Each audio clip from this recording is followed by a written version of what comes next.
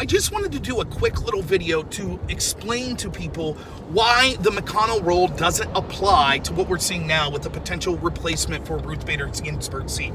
Again, I want to say my thoughts and prayers go out to RBG's family. I wasn't a fan of her politics, but I'm not the type of person that celebrates. I've been saying for months, every time questions of her health came up, I hope that she lived a long, fruitful life and got to spend time with her family. So that's all I have to say on that issue. But real quick, the reason this is different, look, I understand people being upset if you're on the left and thinking that this is hypocritical from Republicans, but I want to explain exactly what the McConnell rule is and why what happened in 2016 with Merrick Garland is different than what happened today. Now, first off, I was on record in 2016, despite the fact it would have hurt my side and I think been hugely detrimental to issues that I find important and to the health of this country. I actually disagreed with what the Republicans did with Merrick Garland, and I stand by that. I think that they should have at least allowed him to be put forward, to be considered, and then voted no if they didn't want him. And then once that vote was over, then they could have, if Trump would have won, then they could have had Trump appoint someone.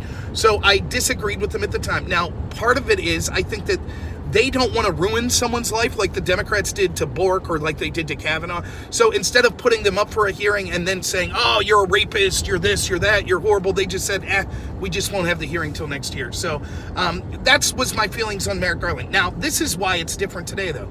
There are two bodies that are tasked with appointing a Supreme Court justice. The first body is the president, who nominates someone. So let's go back to the Kavanaugh situation. You would have the president nominates Kavanaugh.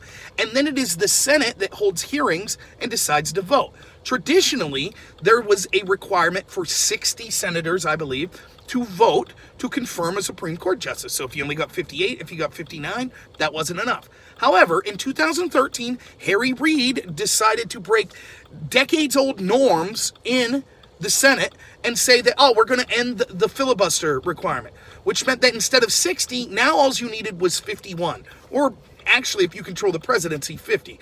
Because the tie-breaking vote, if it's 50-50 on a confirmation of the Supreme Court, comes from the vice president.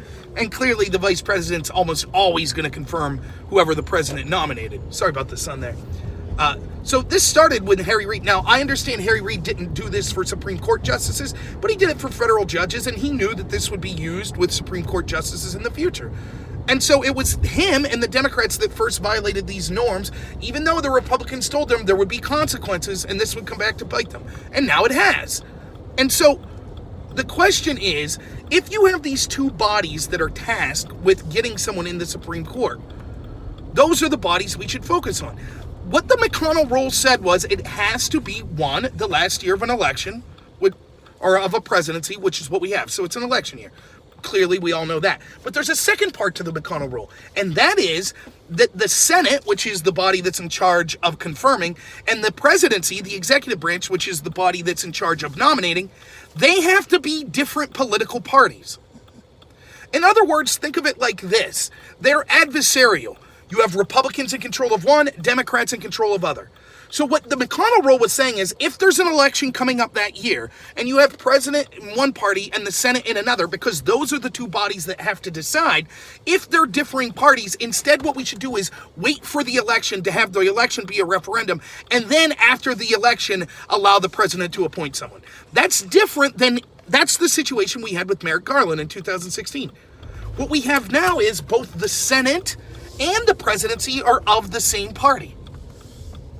And so that's why it's different. So that's why the McConnell rule is different, and it only applied in 2016 and doesn't apply today. Now, I understand people might be upset, and again, I'm not a fan of what happened with Merrick Garland. I'm not. But I don't see how that applies the same today when both the Senate and the presidency are controlled by the same party.